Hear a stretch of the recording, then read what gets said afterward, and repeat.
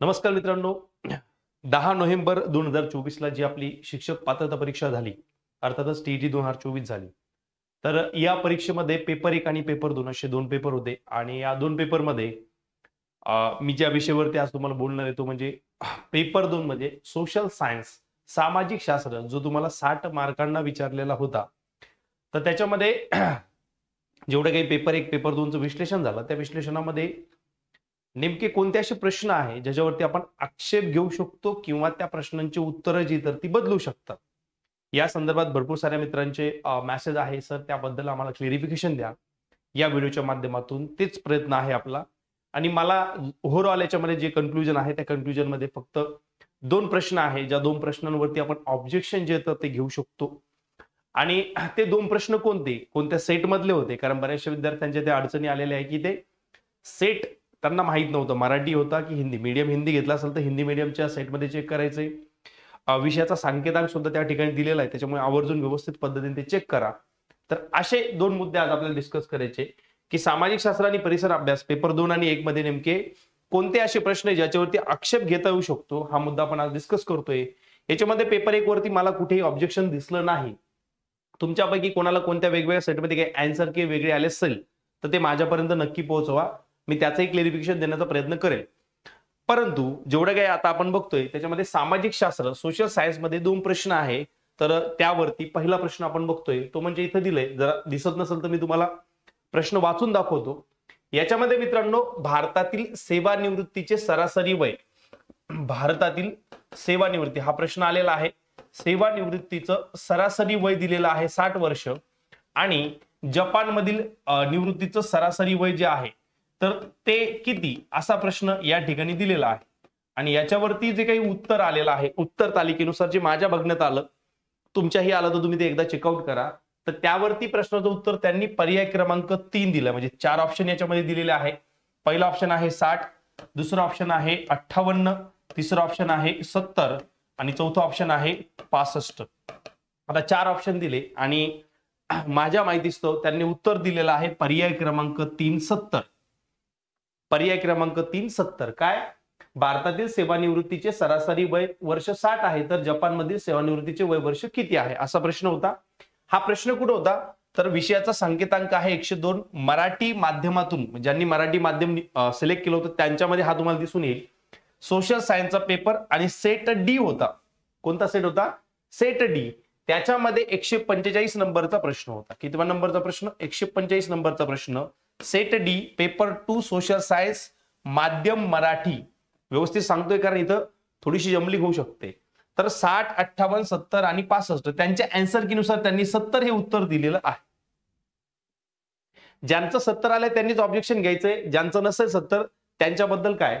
मग याच्यावरती ऑब्जेक्शन घेता येऊ शकतो का, तर मी या मतापर्यंत की यस, या प्रश्नावरती आपल्याला ऑब्जेक्शन घेता येऊ शकतं.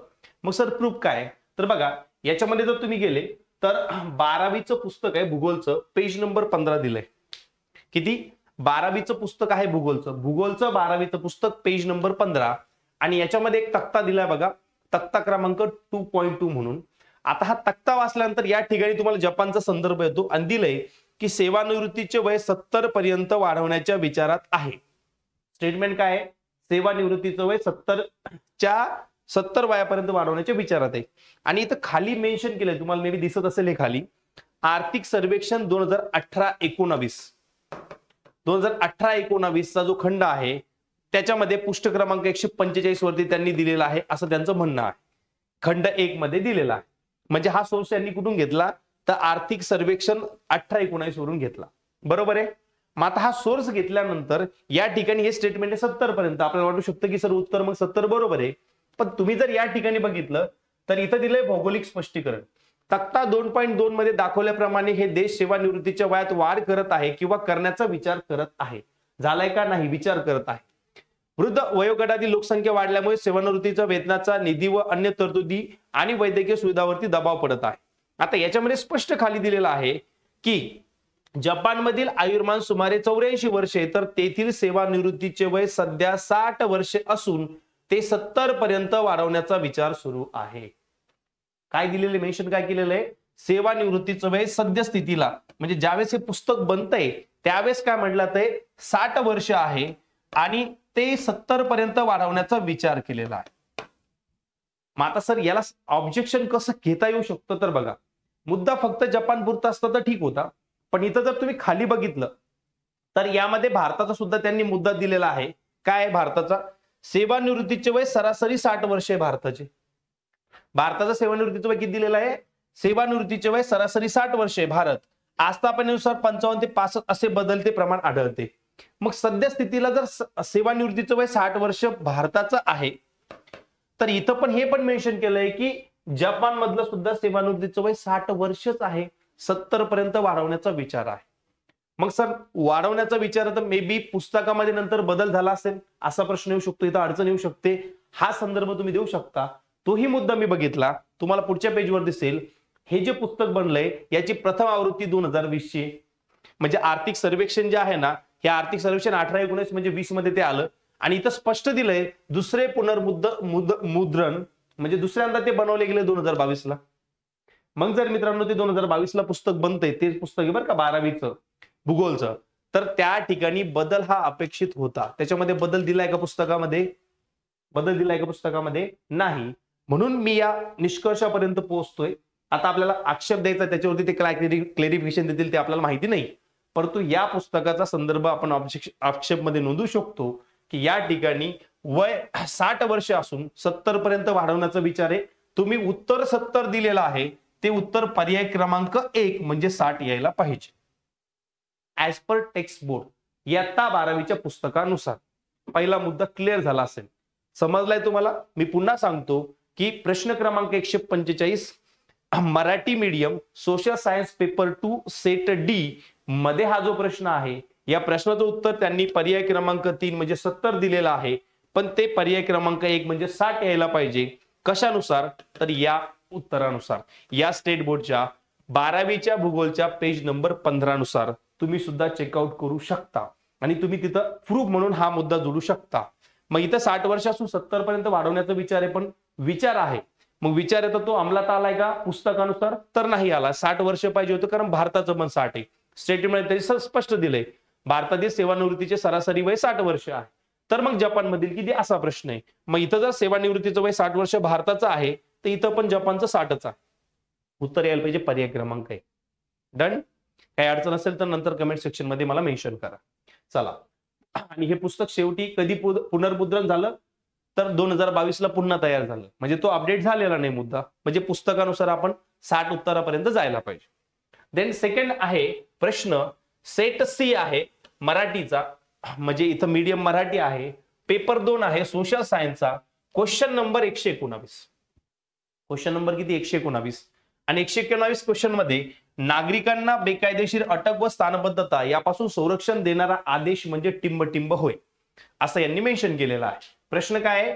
नागरिकांना बेकायदेशीर अटक व स्थानबद्धता यापासूनचं संरक्षण देणारा आदेश म्हणजे काय? ऑप्शन मध्ये दिलंय पर्याय क्रमांक 1 परमादेश, पर्याय क्रमांक 2 प्रतिषेध, पर्याय क्रमांक 3 उत्प्रेक्षण, पर्याय क्रमांक 4 बंदी प्रत्यक्षीकरण. आता या प्रश्नाचं जे उत्तर आहे 119 नंबरच्या प्रश्नाचं उत्तर पेपर 2 सेट सी मराठी, तर या प्रश्नाचं उत्तर त्यांनी पर्याय क्रमांक 2 दिलेला आहे. तुम्हाला इथं उत्तराखातर दाखवू शकतो. 119 नंबरचा प्रश्न आहे हा 119. ही उत्तर तालिका आहे त्याची मराठी माध्यमची पेपर 2 साठीची. याच्यामध्ये 119 नंबरचा जर तुम्ही सी सेक्शन चेक केला, हा सी सेक्शन, तर या सी सेक्शन मध्ये जेव्हा तुम्ही 119 वरती येता तर तुम्हाला उत्तर दिसतं पर्याय क्रमांक 2. हे असं चेक करू शकता तुम्ही, पर्याय क्रमांक 2. मग ऑप्शन मध्ये जर आपण पर्याय क्रमांक 2 पाशी गेलो तर इथं पर्याय क्रमांक 2 प्रतिषेध आलेलं आहे, आणि आपण हे शिकलो पण आहोत वारंवार. मी खूप डिटेलमध्ये तुम्हाला बॅच मध्ये शिकवलं होतं. तर याचं उत्तर येतं ज्यावेळेस बेकायदेशीर अटक आणि स्थानबद्धता असते त्यावेळेस बंदी प्रत्यक्षीकरण म्हणजेच हेबियस कॉपस आपण ज्याला म्हणतो. आपण त्यावेळेस एक उदाहरण पण दिलं बघा, जय भीम नावाच्या मूवीचं उदाहरण मी तुम्हाला बॅच मध्ये दिलं होतं. हा हेबियस कॉप्स म्हणजे बेकायदेशीर अटक जर झाली तर त्याला सुटके संदर्भात हेबियस कॉप्स लागतं, म्हणजे उत्तर यायला पाहिजे पर्याय क्रमांक 4. या ठिकाणी उत्तर दिलंय त्यांनी पर्याय क्रमांक 2. मग सर सोर्स कुठे? आपल्या म्हणण्यानुसार नाही. नागरिक शास्त्र विषय इयत्ता 7वीचं पुस्तक पेज नंबर 81. या पेज नंबर 81 मध्ये जर तुम्ही गेले, कोणतं पुस्तक? इतिहास आणि नागरिक शास्त्रामध्ये, म्हणजे एकच विषयामध्ये हे पुस्तक येतं बरं का, नागरिक शास्त्राचं वेगळं पुस्तक नाही. इतिहास व नागरिक शास्त्र या विषयामध्ये इयत्ता 7वीच्या पुस्तकामध्ये पेज नंबर 81 वरती जा आणि या ठिकाणी त्यांनी स्पष्ट दिलंय देहोपस्थिती बंदी प्रत्यक्षीकरण म्हणजे हेबियस कॉर्पस, बेकायदेशीर अटक व स्थानबद्धता यापासूनचं संरक्षण. बेकायदेशीर अटक व स्थानबद्धता यापासूनचं संरक्षण म्हणजे बंदी प्रत्यक्षीकरण. म्हणजे इथं ऑप्शन मध्ये काय यायला पाहिजे होतं, बंदी प्रत्यक्षीकरण. त्यांनी 2 दिलं, पर्याय क्रमांक 4 यायला पाहिजे आपलं आन्सर.